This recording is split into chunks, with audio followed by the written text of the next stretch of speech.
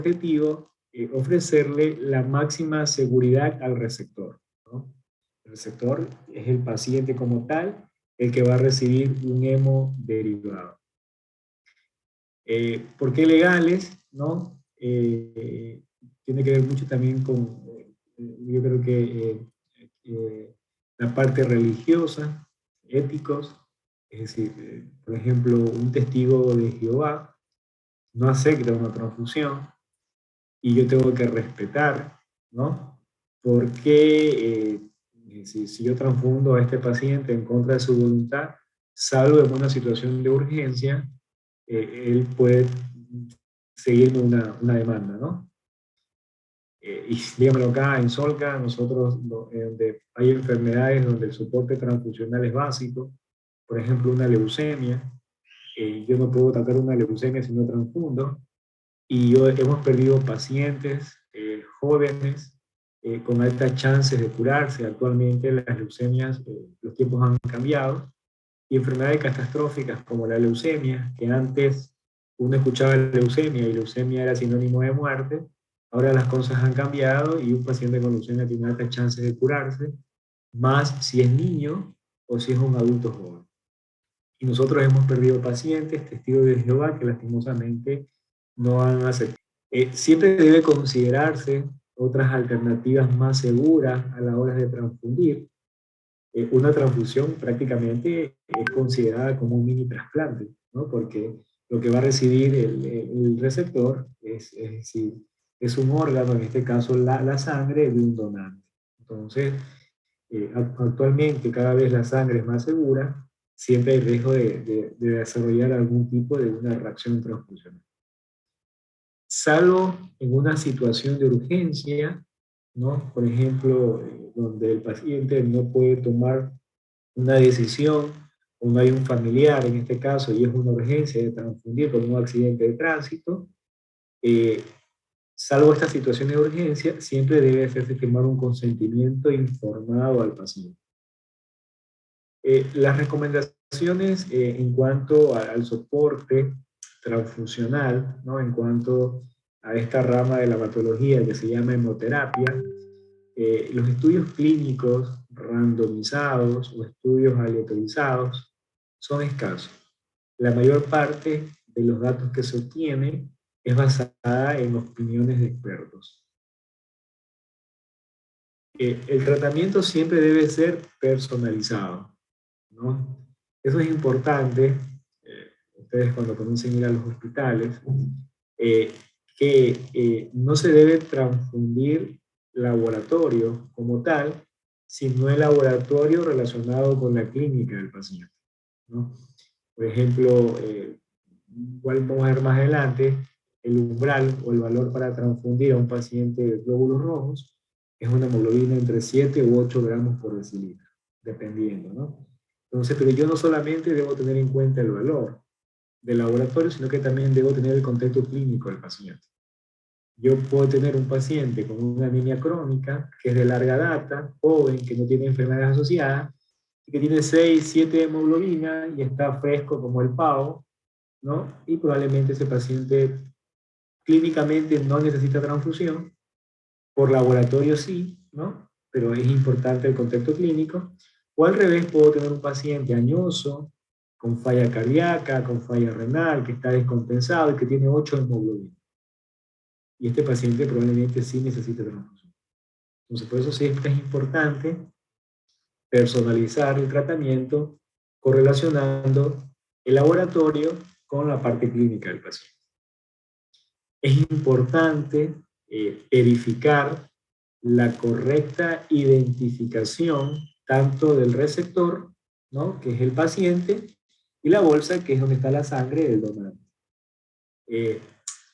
Una de las principales complicaciones o reacciones adversas de una transfusión es una condición que se llama la reacción hemolítica transfusional, que se produce por una incompatibilidad entre los grupos sanguíneos del donante y el receptor. Y la principal causa de esta reacción por incompatibilidad son errores técnicos administrativos mala identificación del paciente, mala rotulación de las muestras. Cuando un paciente se va a transfundir sangre, se le saca sangre a este paciente en un tubito, para que este tubito va al banco de sangre y el banco de sangre estudia el tipo sanguíneo, los grupos sanguíneos, anticuerpos, y hacen una reacción cruzada, cruzan la sangre del paciente con sangre del donante, ¿no? De la bolsa que se va a donar, para ver si no hay una reacción, una interacción de antígeno-anticuerpo, y riesgo de desarrollar una reacción hemolítica. Entonces, esta reacción hemolítica transfusional, que es una de las reacciones adversas, que tiene baja incidencia, pero es una de las más graves, y la principal situación es esta identificación, ¿no? Por mala rotulación, por mala identificación, son errores técnicos y administrativos. Cuando yo tengo un paciente que se está transfundiendo, la sangre no debe mezclarse con ninguna solución. Si yo estoy transfundiendo un paciente, por esa misma vía no puedo estar pasando antibiótico, no puedo estar pasando analgésico, ningún tipo de solución, solo la solución salina o suelo fisiológico, que sí es compatible, pero no nada más, ningún tipo de solución. ¿Ustedes tienen hasta ahí alguna pregunta?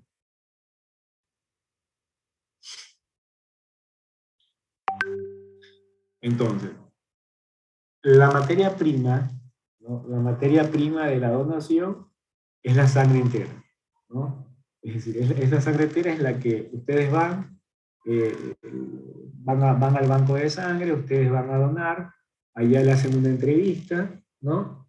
Luego de la entrevista le hacen un estudio para ver cuánto tiene de hemoglobina, de hematocrito, para ver si califican como donante. Una vez que califican como donante, dependiendo del peso del paciente, se saca la sangre completa o sangre entera, ¿no? Más o menos en promedio a un paciente, a un donante, no son pacientes, el paciente es el enfermo, el donante es sano, se le saca aproximadamente entre 400 a 500 ml de sangre, ¿no? Una bolsa, y esa bolsa va y pasa por una serie de procesos. Esa primera bolsa que yo le saqué al donante, ¿no? Que tiene 400 a 500 ml, pasa por un proceso de centrifugación, ¿no? En una centrífuga refrigerada se comienza a centrifugar la sangre, comienza a centrifugarse, y esta sangre, después del proceso de centrifugación, se separa en dos niveles, ¿no? Un nivel, eh, la mitad inferior, ¿no? Que tiene aproximadamente entre 200 a 250 ml, que es el concentrado de glóbulos rojos, y una parte superior, que es el plasma rico en plaquetas, ¿no? Entonces, el primer proceso de donación yo voy a obtener el concentrado de glóbulos rojos y el plasma rico en plaquetas. Este concentrado de glóbulos rojos, ¿no? Se lo separa en una bolsa. Estas son bolsas generalmente que están conectadas con otras bolsas, con una tubuladura cerrada. Estos concentrados de glóbulos rojos se colocan en una bolsa, que esta bolsa contiene un anticoagulante, porque si no la sangre se coagularía, y contiene sustancias que permiten mantener la viabilidad del glóbulo rojo, como glucosa, ATP, 2,3-difosfogliceratos, ¿no? Y ahí queda ese concentrado de glóbulos rojos que se separa desde el plasma como tal, tiene aproximadamente 200-250 ml, se lo coloca en esa bolsa con todos los conservantes para mantener la viabilidad de los rojos, y se conserva a una temperatura que va aproximadamente de 2 a 8 grados, ¿no? Y eso queda ahí a esa temperatura, y esos glóbulos rojos tienen una caducidad en promedio de 30 a 35 días, ¿no? Y ahí tengo concentrado de glóbulos rojos. Sangre entera o sangre total ya no se utiliza, es decir, antes se transfundía sangre entera, ahora se transfunde lo que el paciente necesita. Si tiene anemia, glóbulos rojos; si tiene plaquetas, transfundo plaquetas; si tiene algún trastorno de la coagulación, transfundo plasma congelado, ¿no? Entonces, este es el primer proceso de formación de esa sangre entera que donó, ¿no? Saqué los glóbulos rojos y ahí me quedó, recuerden, el plasma rico en plaquetas. Este plasma rico en plaquetas sufre un segundo proceso de centrifugación, ¿no? Este plasma ya me quedó más o menos 200, 250 ml.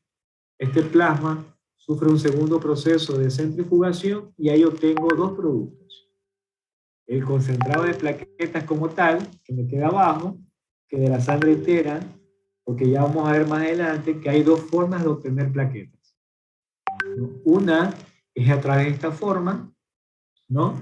De la segunda centrifugación del plasma rico en plaquetas, en la cual obtengo el concentrado de plaquetas, que esto tiene aproximadamente unos 50 ml. ¿Y qué tiene? Plaquetas. Y me queda un plasma fresco congelado, que el plasma, prácticamente en el plasma que hay, en el plasma yo contengo todos los factores de la coagulación. Ese plasma se congela a una temperatura creo que de menos 45 grados y está congelado y tiene una viabilidad hasta de un año. Y cuando yo necesito plasma a un paciente porque tiene alteración de la coagulación, se pide el banco de sangre, el plasma fresco, ese plasma está congelado y se descongela por un proceso de baño María, ¿no? Y se utiliza. Y hay otro producto que se llama crioprecipitado, que este se obtiene del plasma fresco cuando se descongela. Hay un precipitado que contiene también factores de coagulación, ¿no? El plasma fresco congelado contiene todos los factores de la coagulación y el crioprecipitado contiene fibrinógeno, factor 8 de la coagulación y contiene el factor 13 de la coagulación. Entonces, estos vienen siendo los hemoderivados que yo los obtengo de la sangre entera a través de ese proceso que le acabo de mencionar. ¿Tienen preguntas hasta ahí? Profesor, doctor, ¿podría explicar otra vez lo de los críos precipitados? Ya, el crioprecipitado es otro hemodiderivado. Entonces, cuando ustedes tienen que por lo menos ya van a ser próximamente médicos, entonces ya tienen que ir guardando conceptos, ¿no? Sangre entera, recuerden que sangre entera no se utiliza, ¿no? La sangre es la materia prima, pero como sangre entera antes se utilizaba, ahora ya no. Entonces, y ahí tenemos hemoderivados, ¿no? Plaquetas, glóbulos rojos, plasma fresco congelado y el crioprecipitado, cuando el plasma fresco que está congelado, yo lo descongelo, hay como un sobrenodante, ¿no? Que es una capa que precipita y que ahí tiene unos factores específicos de la coagulación que se concentran más y que es el factor 8, el factor 13 y el fibrinógeno, ¿no? Esos son factores de la coagulación. Y esto se pasa, el crioprecipitado se utiliza cuando yo tengo un paciente que necesita fibrinógeno, que necesita factor 8 o factor 13 de la coagulación. ¿Tienen preguntas? Continúo. Ya. Lo que yo le decía del plasma fresco congelado, yo prácticamente puedo obtener todas las proteínas que están suspendidas en el plasma, que van desde factores de la coagulación. Estos concentrados protrombínicos es un grupo de factores de la coagulación, ¿no? Factor 8, antitrombina, son factores de la coagulación, y también puedo obtener proteínas que esto se sintetiza, ¿no? Ya de una forma diferente, como la albúmina y también las inmunoglobulinas, que se utilizan para ciertos tipos de enfermedades. Cuando uno habla de umbral de transfunción, en este caso vamos a hablar de los glóbulos rojos, ¿no? ¿Qué significa el umbral? Significa a partir de qué valor yo voy a transfundir un paciente sano. ¿Cuánto es lo normal del nivel de hemoglobina en un paciente?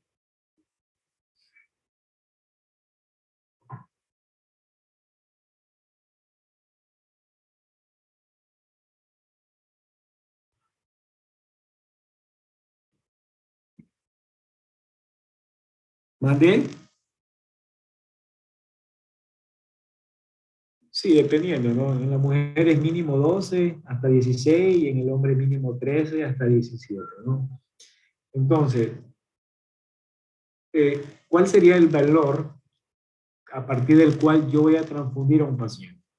Lo que yo le decía al inicio, ¿no? No transfundir datos de laboratorio, sino pacientes según las clínicas. Siempre tengo que correlacionar el laboratorio con la clínica del paciente. La AABB, ¿no? Que es la Asociación Americana de Banco de Sangre, ¿no? Ellos dictan ciertas recomendaciones, ¿no? Están basadas en los datos clínicos y de laboratorio. Lo que yo les decía, no es lo mismo que yo tenga un paciente joven, sin enfermedades asociadas, donde ese paciente probablemente con una hemoglobina baja no necesite transfundirse, pero si yo tengo ese mismo paciente añoso y que tiene enfermedades cardíacas, que tiene enfermedades pulmonares, que tiene falla renal o que está con un proceso infeccioso grave, ese valor generalmente sí se modifica, porque probablemente este paciente que tiene 8 hemoglobinas y que tiene todas estas enfermedades asociadas, probablemente sí necesite transfundirse, a diferencia del paciente joven sin enfermedades que tiene 8 y con 8 se ríe, ¿no? Entonces es muy importante eso.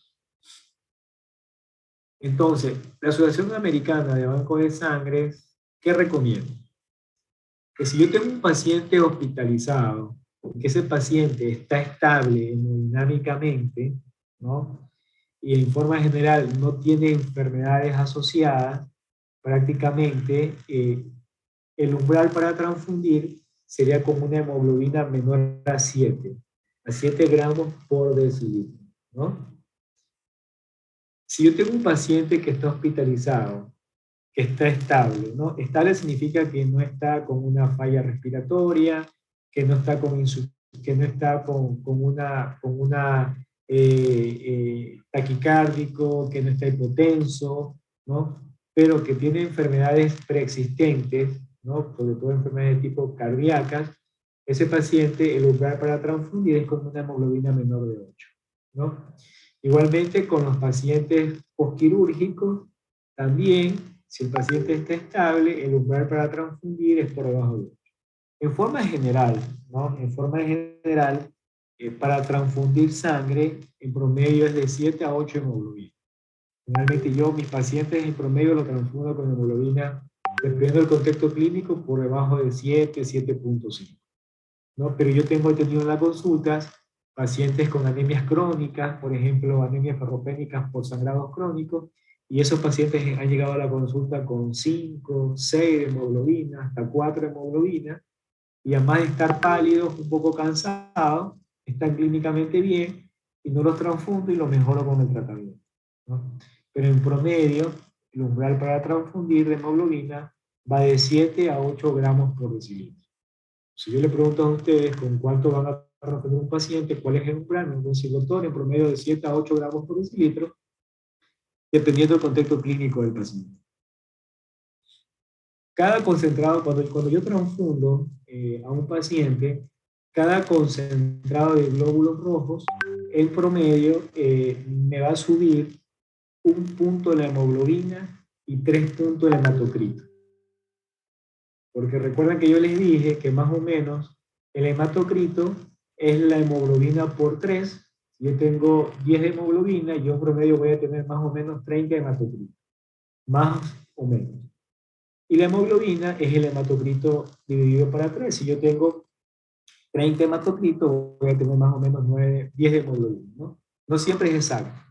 Puede ser un poco más, puede ser un menos. Entonces, cuando yo transformo un paciente, un concentrado de glóbulos rojos, el concentrado de glóbulos rojos tiene una vida, en promedio, desde que la sangre, recuerden que los concentrados de glóbulos rojos, como le dije al inicio, están dentro de una cadena de frío de 2 a 8 grados. Entonces, cuando yo lo saco ya de esa cadena de frío, hasta que se transfunde en el paciente, no deben pasar más de 3, máximo 4 horas. El promedio de tiempo para transfundir un concentrado de glóbulos rojos son 2 horas, ¿no? En 2 horas yo le indico, pero es importante, ¿no? Porque, bueno, por ejemplo, yo en Solca tengo un servicio de medicina transfusional, pero hay hospitales, la mayoría, que no tienen un servicio de medicina transfusional y le mandan a ver la sangre de la Cruz Roja. Antes yo me acuerdo cuando yo era interno, en el hospital, iba el familiar a ver la sangre a la Cruz Roja, Generalmente siempre la entregaban como un plato descartable, y ese familiar se iba con esa sangre a comprar los remedios, hasta comer, la cargaba paseando por todos lados, y pasaba bastante tiempo. Entonces, en promedio no deben pasar 3, máximo 4 horas desde que sale del banco de sangre, porque se altera la cadena de frío, ¿no? Y se aumenta el riesgo de contaminación bacteriana de ese producto, y también aumenta el riesgo, disminuye también la viabilidad de los glóbulos rojos, ¿no? Eso es importante que ustedes tengan en cuenta, y el tiempo de infusión puede ser en promedio de 2 a 3 horas. Si tengo un paciente que tiene falla cardíaca, que está con edema agudo de pulmón, sí hay que pasar un poco más lento, ¿no? Y cada concentrado de glóbulos rojos me sube la hemoglobina a 1 punto y 3 puntos de hemoglobina. Si yo tengo un paciente 6 de hemoglobina y le transfundí 2 concentrados de glóbulos rojos, ese paciente en promedio me va a subir la hemoglobina a 8, ¿no? ¿Tienen preguntas? Doctor, disculpe, ¿podría repetir lo que dijo al final? De que aumenta a 2. No sé, no lo entendí muy bien. Ya, te decía que cuando yo transfundo un paciente, un concentrado de glóbulos rojos, si ese paciente tiene 6 de hemoglobina, lo que yo espero que me aumente con la transfusión de un concentrado de glóbulos rojos es 1 punto de la hemoglobina y 3 puntos de la hematocrito. Por ejemplo, ponía el ejemplo, si ese paciente tiene 6 de hemoglobina y le transfundo 2 concentrados de glóbulos rojos, ese paciente, la hemoglobina, después de la transfusión de los 2 concentrados de glóbulos rojos, tiene que por lo menos subirme a 8. Si le transfundo 1, sería 7. Y el hematocrito serían 6 puntos, porque cada concentrado me sube 3 puntos la hemoglobina, que es más o menos la relación que uno debe tener. ¿Preguntas hasta ahí?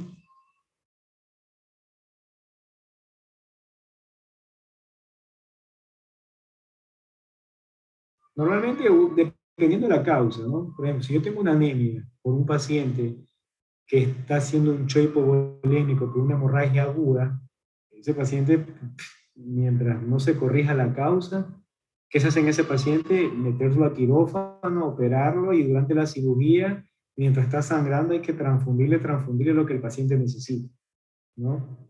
Es decir, eso va a depender del cuadro del paciente, ¿no? Y ahí es meterlo a quirófano. Si tengo un paciente que le rompieron una arteria por una arma de fuego, ese paciente está sangrando, sangra, y si no lo meto a quirófano, en urgencia, ese paciente se va a morir. Entonces, por más que yo le transfunda todo lo que tenga que transfundirle, lo meto por un lado y sale por el otro. Entonces, tengo que ese paciente transfundirle, y que en quirófano le resuelvan rápidamente el daño de lo que está sangrando, ¿no? Entonces, ahí como que no hay un límite hasta que se corrija el procedimiento. Pero cuando un paciente es crónico, es decir, que me llega con 4 o 5 de hemoglobina, porque viene con una anemia crónica de larga data, generalmente no trato de transfundirle por lo menos de 2, máximo 3, ¿no? Generalmente, bueno, siempre se transfunde 2, y siempre y cuando el paciente no esté sangrando, ¿no? Agudamente. Y después, dependiendo del control, le puedo transfundir 2 más al siguiente día, ¿no? Para por lo menos tener una hemoglobina más de 8. No voy a transfundirlo hasta llegar a 12. Este paciente, lo normal de este paciente, la hemoglobina es que tenga 13. Entonces tiene 7, le voy a transfundir para llegar a 13. El doctor dijo que por cada concentrado del glóbulo rojo me sube 1 punto de la hemoglobina. Entonces, si tiene 6 de hemoglobina y quiero llegar a 13, le voy a transfundir 7 concentrados del glóbulo rojo. No es así, ¿no? No es así. Por lo menos transfundirlo que llegue por arriba de 8, depende del contexto del paciente. ¿Qué más de glóbulo rojo? Aprovechen, muchachos, aprovechen, es decir, porque esto es importante. Doctor, yo tengo una pregunta. Hola. Sí, ¿cuánto tiempo tarda en subir la hemoglobina después de realizar la transfusión? Generalmente uno lo que espera, a veces se hace un control post-transfusión. Por ejemplo, ¿qué significa un control post-transfusión? Hacerle un examen, un hemograma, para ver cuánto me ha mejorado la hemoglobina con la transfusión, ¿no? En teoría uno trata de esperar por lo menos, si yo le quiero hacer un control, por ejemplo, le he transfundido 2 concentrados de glóbulos rojos a Yandri, que estaba con 6 de hemoglobina, le transfundí y estoy en promedio más o menos, Yandri si tiene 6, le transfundí 2 paquetes, tiene que estar en 8. Entonces yo le hago un control por 6 horas después de la última transfusión. Generalmente uno trata de hacer un control como 6 horas después de la última transfusión. Siempre y cuando el paciente no está sangrando. Porque si el paciente está sangrando, tiene una hemorragia del tubo digestivo, una hemorragia digestiva, no me va a subir ese punto, ¿no? No me va a subir de 6 a 8 porque lo estoy botando por otro lado. Entonces, si, por ejemplo, si ya me está sangrando porque tiene una úlcera gástrica, yo tengo que transfundirlo y llevarlo con el gastroenterólogo para que le haga una endoscopía y le haga una escleroterapia o le haga algún proceso de corrección, que casi siempre es esclerosis, para cauterizar esa úlcera gástrica, ¿no? Y parar el sangrado. Porque si está sangrando, no va a subir lo que realmente sube la hemoglobina. Doctor, una pregunta. Sí. ¿Todas las transfusiones suelen llegar a ser exitosas o puede haber alguna complicación? Sí, hay un capítulo aparte que son reacciones adversas, ¿no? Entonces, donde una transfusión puede ser tan simple o puede causar hasta la muerte. Cada vez la sangre es más segura. Lo que yo les dije al inicio, la complicación más grave que puede ser fatal es la reacción hemolítica transfuncional por incompatibilidad de grupos. Y esa incompatibilidad de grupo siempre son por errores, ¿no? Cuando transfundo sangre incompatible. Entonces, eso puede ser gravísimo y casi siempre este tipo de reacciones ocurren durante la infusión. Es decir, durante los primeros 30 minutos de la infusión es donde pueden ocurrir las reacciones más graves, como una incompatibilidad, una reacción transfusional por incompatibilidad, o hay una complicación que se llama TRALI, de sus sílabas en inglés, que significa que es un edema agudo de pulmón no cardiogénico. El paciente hace un distrés respiratorio. Y todo eso se detecta rápido, por eso siempre es importante, cuando un paciente se transfunde, que esté vigilado. Porque solo con que alguien note cualquier tipo de reacción, como fiebre, dolor en el pecho, rash, dolor lumbar, solo con que se cierre la vía de la infusión se ha hecho bastantísimo. Porque significa que yo estoy evitando que siga pasando sangre, en este caso incompatible, ¿no? Si es la razón hemolítica transfusional. Entonces siempre debe ser el paciente vigilado y sobre todo los primeros 30 minutos pasar un poco lento. Si no hay ningún tipo de complicación, se regula para que la sangre pase más o menos en un promedio de 2. Entonces, cada vez la sangre es más segura, ¿no? Eso es un capítulo aparte, que ojalá que lo pasemos a hablar también, ¿no? Que de reacciones transfusionales que pueden ser inmunes o no inmunes, y dentro de las no inmunes hay un montón, como están las infecciosas, transmisión de enfermedades, que es muy poco frecuente. Que es muy poco frecuente porque actualmente la sangre es muy segura. Bueno, si no hay más preguntas con la sangre, con los glóbulos rojos, recuerden que sangre total no se pasa, ¿ya? Lo que se pasa es lo que yo necesito, que son los hemoderivados. Glóbulos rojos que ya hablamos y ahora de las plaquetas. Entonces, las plaquetas, ¿cómo las obtengo las plaquetas? Hay dos fuentes de obtención, ¿no? Esta, que es la que le dije acá, la de la sangre entera, ¿no? Con los procesos de centrifugación, y, ¿no? Es esta, ¿no? Unidad de plaquetas por centrifugación a partir de una unidad de sangre total.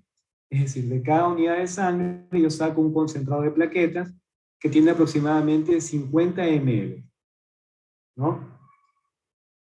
Y la otra forma de obtenerla, que sería la mejor, que todos los servicios de banco de sangre tengan esto, a nivel de Manabí y a nivel de la zona, Manabí, Esmeralda, Santo Domingo, la única institución que tiene esto es Solca Portoviejo, ¿no?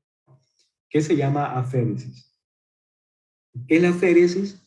La aféresis es una máquina, no es una máquina, en el cual se coloca, en este caso, al donante, y esta máquina, mediante un proceso, complejo, ¿no?, de centrifugación a través de unos filtros especiales. Programo al donante y le saco al donante solo lo que yo necesito, ¿no? Si necesito plaquetas, solo programo la máquina para sacar plaquetas y el resto lo devuelve a la circulación del donante, ¿no? Tiene ventajas, tiene muchas ventajas, ¿no? ¿Como cuáles?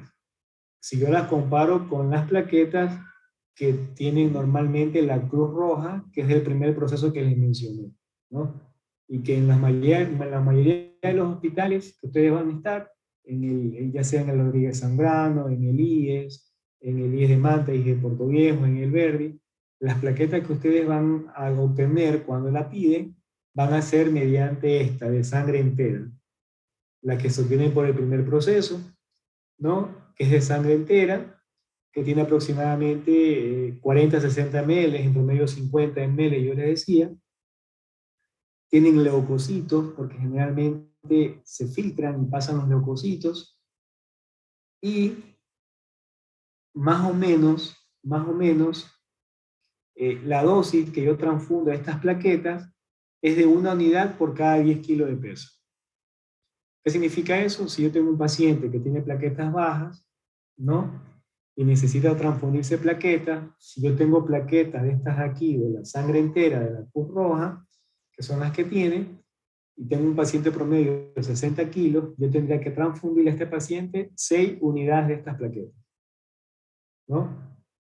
¿Qué significa eso?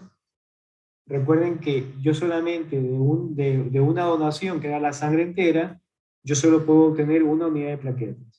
Entonces, si yo tengo este paciente promedio de 60 kilos que necesita 6, porque la dosis es 1 por cada 10 kilos de peso, tengo que transfundirle 6 plaquetas, que son 6 donantes diferentes.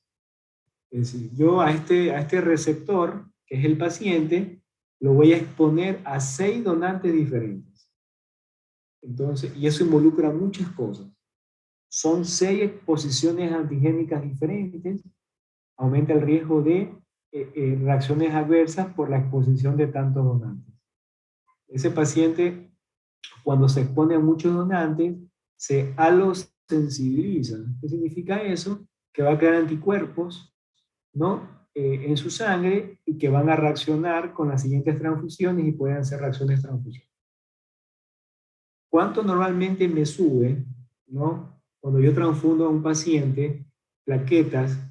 Por ejemplo, poniendo el ejemplo de ese paciente de 60 kilos, que le transfundí 6 unidades de plaquetas, más o menos lo que me va a alcanzar a subir son a 50.000 plaquetas.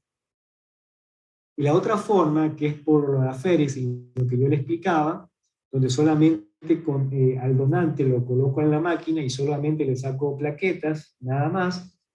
Esas plaquetas en volumen, si bien tienen más volumen que las plaquetas acá, tienen un promedio de 100 a 250 ml de plasma, donde están suspendidas las plaquetas, tienen escasos leucocitos, porque la máquina solo me saca plaquetas, y eso es importante porque los leucocitos, cuando están presentes en los hemocomponentes, aumentan el riesgo de reacciones transfusionales, sobre todo fiebre. Y lo que yo transfundo al paciente, ¿no?, a diferencia de acá, que yo tenía que transfundir 1 unidad por cada 10 kilos de peso, con un concentrado de plaquetas que tienen cantidad esta de un solo donante, es exactamente igual a los 6 concentrados que le pasé a ese paciente de 60 kilos. Y el aumento esperado es el mismo. Entonces, tengo la misma respuesta con menor exposición a donantes. Lo que yo les decía. Un donante, en este caso, en este paciente, supongamos aquí, tengo un paciente con 10.000 plaquetas. ¿Cuánto es lo normal de las plaquetas en valor?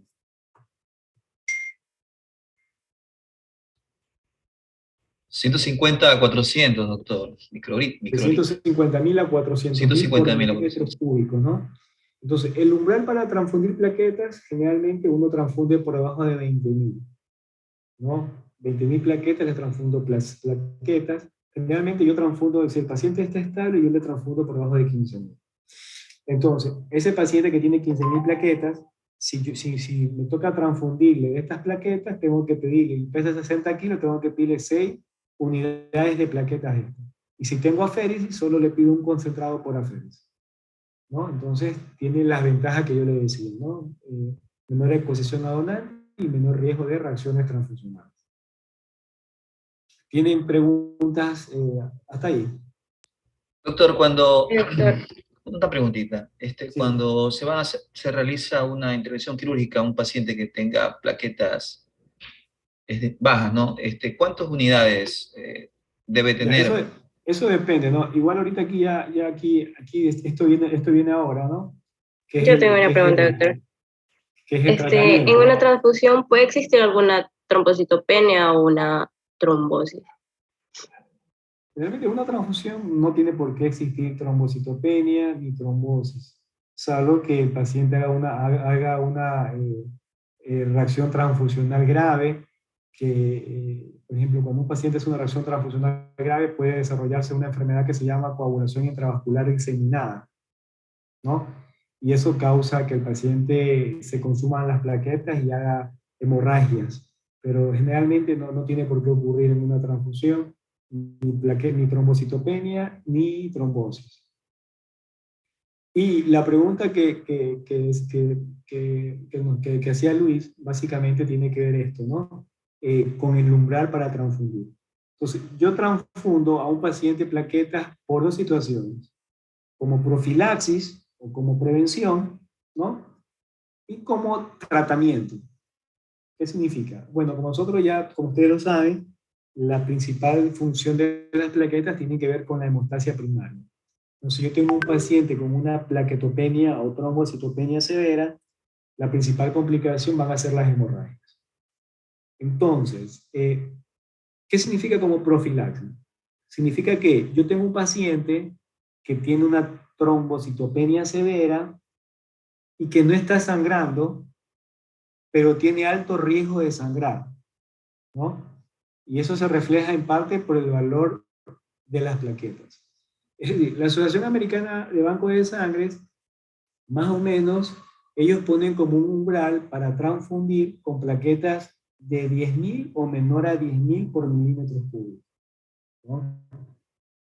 Si ustedes van a un hospital general, ustedes van a ver que hasta un paciente con 30.000 plaquetas le van a mandar a pedir plaquetas para transfundirle, ¿no? Y a veces, es decir, no justifica un criterio clínico. Eso sucede bastante en los hospitales generales.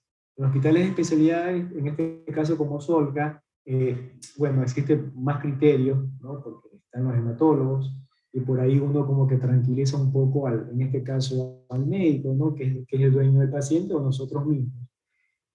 Si bien las guías dicen menos de 10.000, nosotros como por tranquilidad mental aumentamos un poquito el umbral y transfundimos por igual o por debajo de 15.000 por milímetro cúbico. ¿Por qué es este valor de 10.000 que ponen las guías, o nosotros por qué transfundimos con menos de 15.000? Es porque se ha visto que por debajo de este valor aumenta el riesgo de sangrados espontáneos, ¿no? Entonces, eso como profilaxis, es decir, que el paciente no está sangrando, pero tiene un valor de plaquetas que tiene alto riesgo de sangrar. Y yo voy a transfundir para disminuir ese riesgo, ¿no? Aquí, bueno, esto se manifiesta aquí, trombocitopenia secundaria terapia hipoproliferativa. La terapia hipoproliferativa, en este caso, se refiere a pacientes que reciben quimioterapia, pacientes con cánceres, que hacen quimioterapia, y la quimioterapia no solamente genera toxicidad, la quimioterapia no solamente ataca el tumor, sino que indirectamente ataca todas las células de alto índice de replicación celular, y una de esas células es la médula ósea. Entonces, y los pacientes hacen alteraciones hematológicas como plaquetopenia, y hay que transfundir si la plaqueta está en menos de 10.000, ¿no? Pero esto también se puede extrapolar a otra plaquetopenia por otra causa. Entonces, como profilaxis, normalmente lo que yo le decía, profilaxis, paciente no está sangrando, transfundo porque tiene un valor de plaqueta que es muy bajo, que tiene alto riesgo de sangrar. Generalmente es de 15.000. Si ustedes van a un hospital general, ustedes van a ver que le transfunden por debajo de 20.000. Y si el médico no tiene mucho criterio, ustedes van a ver que hasta le transfunden por debajo de 30.000. Pero en promedio, para más o menos en forma general, con menos de 20.000, yo podría ya transfundir un paciente como profilaxis, que no está sangrando, pero tiene alto riesgo de sangrado.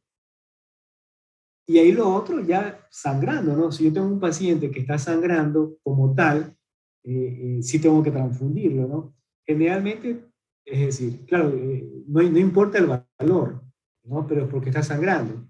Pero cuando un paciente sangra por plaquetas, es porque las plaquetas por lo menos están debajo de 20.000. Si yo tengo un paciente que tiene 50.000 plaquetas, que tiene más de 30.000 plaquetas, ese paciente, y está sangrando, tiene un sangrado importante, probablemente no esté sangrando por las plaquetas. Tiene algo más de base, que sí, que probablemente ese valor de plaquetas de 30.000 hace que ese sangrado se intensifique un poco. Pero un paciente con más de 30.000 plaquetas que tenga un sangrado y que uno asuma que es netamente por plaquetas, no, con 30.000 plaquetas, que un paciente que tenga un sangrado importante no lo tiene. Por ahí que tenga un moretón y todas las cosas, sí. Pero que tenga un sangrado importante, no. Con más de 30.000 plaquetas, nadie tiene un sangrado importante. Entonces, por eso les decía, si yo tengo un paciente que es porque en teoría, si yo tengo plaqueta baja y el paciente está sangrando, tengo que transfundirlo. Pero lo que le digo, la mayoría de los pacientes que sangran es porque tienen menos de 20.000 plaquetas. Y lo otro es lo que preguntabas, ¿no? Es decir, a la hora de hacer procedimientos, que yo tengo un paciente que va a ser sometido a una cirugía y tiene plaquetas bajas. Entonces, me pide el cirujano interconsulten al hematólogo porque yo necesito mejorar las plaquetas o transfundirlo porque si no me va a sangrar. Entonces, a la hora de procedimientos, uno tiene que estratificar el procedimiento. ¿Cómo lo estratifico? Valorando el riesgo de sangrado. Por ejemplo, no es lo mismo que yo tenga un paciente que le van a colocar una vía central o que le van a hacer una endoscopía versus un paciente que le van a hacer una laparotomía exploratoria o una neurocirugía, ¿no? Entonces, los procedimientos se categorizan como procedimientos de bajo riesgo, de riesgo intermedio o de alto riesgo de sangrado. Entonces, los procedimientos de bajo riesgo de sangrados, como por ejemplo, ¿cuáles serían esos? Una endoscopía digestiva alta, sin biopsia, una colonoscopía, una colocación de una vía central, una paracentesis, una toracocentesis. Con más de 30.000 plaquetas me alcanza. ¿Qué significa eso? Que si yo tengo un paciente que se va a hacer un tipo de estos procedimientos que son considerados de bajo riesgo, si tiene más de 30.000 plaquetas, no tendría que transfundirle plaquetas, porque el riesgo de sangrado es bajo, ¿no? Y ahí los procedimientos de riesgo intermedio, como por ejemplo una ligadura de varices esofágicas, una extracción de un diente, ¿no? Sangran bastante, una extracción de un molar, una cirugía, por ejemplo, que no esté complicada de apéndice, una laparoscopía, una cirugía laparoscópica, generalmente con más de 50.000 plaquetas me alcanza. ¿Qué quiere decir? Si en este tipo de procedimientos tengo entre 30 y 50.000 plaquetas, tengo que transfundirle plaquetas. Entonces, si tengo más de 50.000 plaquetas, no tendría criterio para transfundir porque con eso me alcanza. Y los procedimientos de alto riesgo, que son cirugías grandes, cirugías cardiotorácicas, laparotomías, cirugías, neurocirugías, con más de 70.000 plaquetas. Incluso una neurocirugía, el neurocirujano no te quiere operar si el paciente no tiene más de 100.000 plaquetas, ¿no? Entonces, pero en estos pacientes sí hay que tener más de 70.000 plaquetas. ¿Qué quiere decir? Que si tengo 50.000, 60.000, tengo que transfundirle plaquetas antes de la cirugía, ¿no? Entonces, eso se categoriza, y ahí lo que yo les decía, ¿no? Las plaquetas generalmente, a diferencia de los concentrados de glóbulos rojos, en el banco de sangre están a temperatura ambiente, a una temperatura más o menos de 22 grados, no están refrigeradas, tienen una vida media, desde que se la obtiene del donante, en promedio de 3 a 4 días. 3 a 4 días, y cuando las voy a pasar, se pasan a goteo rápido. A goteo rápido, y ahí tengo las dos opciones, lo que yo les comenté al inicio, ¿no? tengo las dos opciones, la que transfundo por sangre total, ¿no? Que son las que tengo que transfundir una unidad por cada 10 kilos, o las de aféresis, ¿no? Lo ideal sería transfundir las plaquetas de aféresis, ¿no? Y más o menos, en promedio, un concentrado de plaquetas, bueno, dependiendo cómo yo transfunda, 6 de las otras, en el paciente ejemplo, que es de 60 kilos, o un concentrado por aféresis, en promedio me va a subir entre 30 a 50.000 plaquetas. Entonces, si yo tengo un paciente con 30.000 plaquetas y que se va a someter a una cirugía de transfundo un concentrado de aféresis, va a tener más de 70.000 plaquetas, ¿no? Entonces, con eso más o menos en teoría me alcanzaría. Siempre cuando yo voy a transfundir las plaquetas, las paso inmediatamente antes del procedimiento. Por ejemplo, Luis tiene plaquetas de 40.000 y le van a hacer una laparotomía. Entonces, yo lo que hago es, le transfundo plaquetas, puede ser en el quirófano incluso, ¿no? Antes de que el cirujano arranque la cirugía, 30 minutos antes. Y ahí se queda en quirófano, se pasan las plaquetas y el cirujano arranca. ¿Tiene preguntas ahí?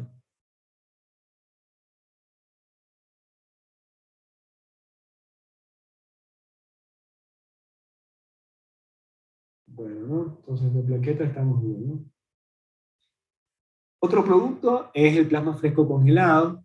También el plasma fresco congelado se puede obtener a través de dos vías, la que hablamos al inicio, ¿no? De la sangre entera total, y también por plasma férico.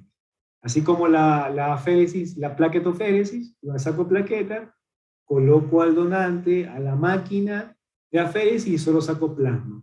Y el resto lo devuelvo a la circulación. El plasma se congela, lo que yo les decía, ¿no? Prácticamente se congela hasta por un año, tiene una duración de un año, para mantener la viabilidad de los factores de la coagulación, que son los que yo voy a transfundir. Este es el volumen, casi tiene el mismo volumen que el concentrado de glóbulos rojos. Esta es la conservación, lo que yo les decía, menos 33 grados por un año, y contiene esto, ¿no? El plasma contiene todas las proteínas que están suspendidas, ¿no? Principalmente factores de la coagulación. ¿Cuándo utilizamos el plasma fresco congelado? Cuando hay un paciente que tiene una coagulopatía, ¿no? Por ejemplo, los pacientes que tienen falla hepática severa. Recuerden que el hígado es el 95% de los factores de la coagulación son de síntesis hepática. Y si yo tengo un paciente con una falla hepática severa, no va a producir factores de la coagulación. Esos pacientes hacen coagulopatía. ¿Cómo se ve esto en el laboratorio? Cuando ustedes en el laboratorio piden tiempos de coagulación, tiempo de protrombina, tiempo parcial de tromboplastina, eso va a estar prolongado. Y eso se visora en los pacientes con falla hepática severa, y hay que transfundirle plasma. Hay algunos anticoagulantes, como la warfarina, no sé si han escuchado la warfarina. Entonces la warfarina bloquea la producción de algunos factores de la coagulación, y cuando hay una sobredosis de warfarina, los pacientes hacen coagulopatía, tienen alto riesgo de hemorragia, se transfunde plasma. En la coagulación intravascular diseminada, ¿no? Lo que me refiero al inicio, en las hepatopatías, lo que estaba manifestando, y en la transfusión masiva. Hay una regla que ustedes, cuando vayan a los hospitales a rotar a las emergencias, que es de 3-1. ¿Qué significa eso? Que si yo tengo, ¿no? un paciente que yo en el mismo día le transfundí 3 concentrados de glóbulos rojos, ¿no? por una hemorragia aguda, yo a ese paciente tendría que transfundirle una unidad de plasma. ¿Por qué? Porque en teoría, cuando un paciente tiene una hemorragia aguda, sangra, no solamente pierde glóbulos rojos, sino que también ese paciente pierde plasma. En una hemorragia aguda se pierde plasma, en el plasma están los factores de la coagulación, y el paciente puede ser una coagulopatía por deficiencia de factores de la coagulación. Entonces, en teoría hay una regla que no siempre es absoluta, sino que es relativa, que en los servicios de emergencia la utilizan, que es decir, este paciente llegó sangrando, 3 concentrados de glóbulos rojos, un plasma, ¿no? Más o menos por lo que les decía, porque el paciente sangra, no solamente pierde rojo, sino también pierde plasma, y también la sangre tiene, ¿se acuerdan que yo les dije al inicio que una vez que yo obtenía ese concentrado de glóbulos rojos, lo pasaba en una bolsa, y esa bolsa tiene un anticoagulante? ¿no? Que es para que la sangre no se me coagule. Entonces, si yo a un paciente transfundo más de 3 unidades en un solo día, estoy también infundiendo este anticoagulante, ¿no? Que es un conservante de los glóbulos rojos. Y eso ahí también me puede generar más coagulopatía como un anticoagulante. Y por eso tendrá que transfundir plasma, ¿no? Esto es relativo, no es absoluto, ¿no? Es más para los casos cuando yo tiene un paciente que le transfundí más de 3 unidades, pero con una hemorragia aguda. Si yo tengo un paciente con una anemia crónica, generalmente esta regla no aplica tanto. ¿Tienen alguna pregunta a esto? El plasma se pasa generalmente por kilo de peso, ¿no? 10 ml por kilo de peso. Generalmente un plasma tiene en promedio de 200 a 250 ml. Si yo tengo un paciente de 60 kilos, tendría que pasarle más o menos 600 ml de plasma, que en teoría serían 3 plasmas frescos congelados, ¿no? Eso para la coagulopatía, para los trastornos de la coagulación. ¿Tiene preguntas?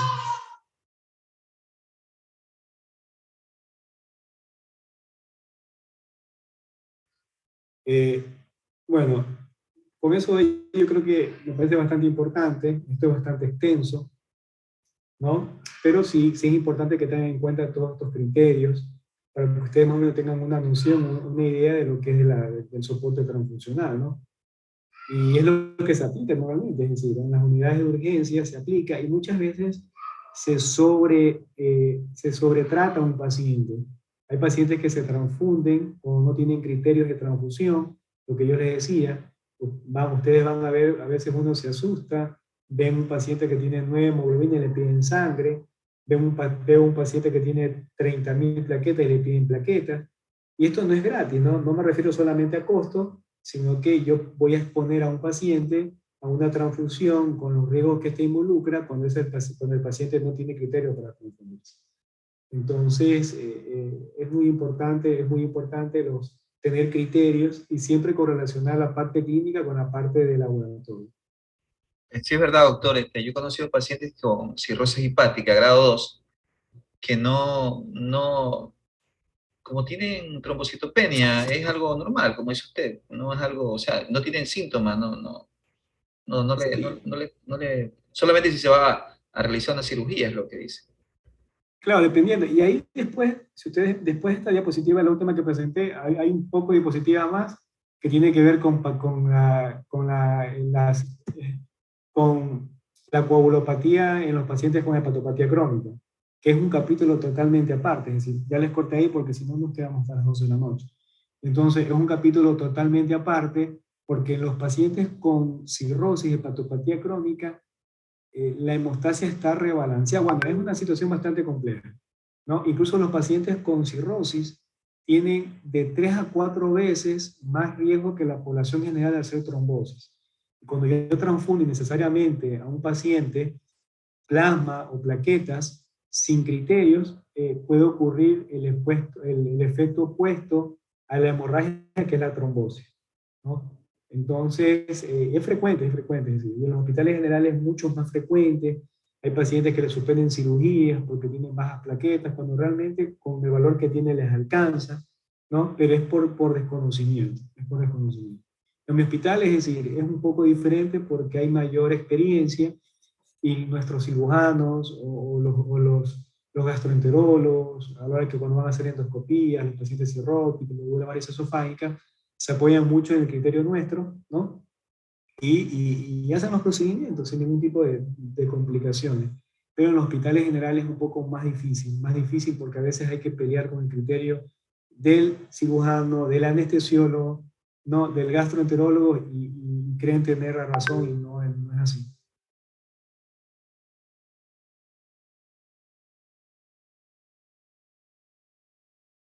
Recording stopped. Entonces, si no hay